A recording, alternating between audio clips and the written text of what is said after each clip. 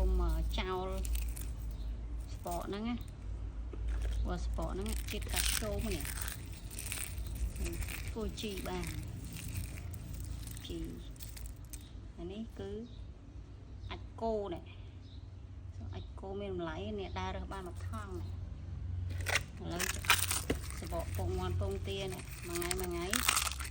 ញ៉ាំហើយទុកសបកធ្វើជីហើយនេះគឺដាំខ្ទឹម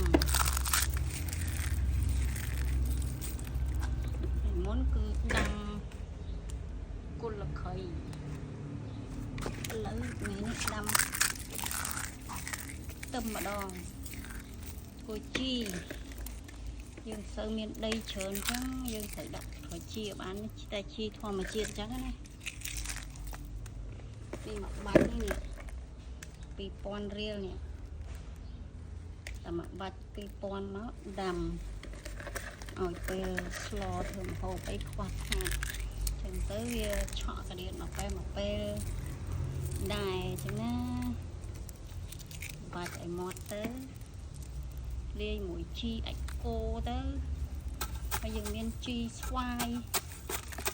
មកខ្ញុំគាត់លាយជីលាយអីមកស្វាយអីថែមទៀតនេះតយនេះឈ្ងុយនេះរះព្រៅ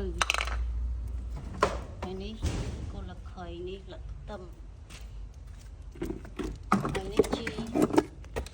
អូជីស្វាយនេះជីពីផ្លែស្វាយមកស្វាយទុំស្វាយអីចឹងគាត់លាយមកឲ្យយើងដាក់លាយមួយទឹកលាយពងមាន់អីថែមទៀតទៅដើម្បីដាក់ចូលដីទៅដាំដំណាំទៅវាល្អអញ្ចឹងណាជ្រុំដីទៅយើងមិនសូវស្បោដីមានបណ្ណាយកប៉ុណ្ណឹងហើយនេះដើររើសគោទូវិញផ្ទះ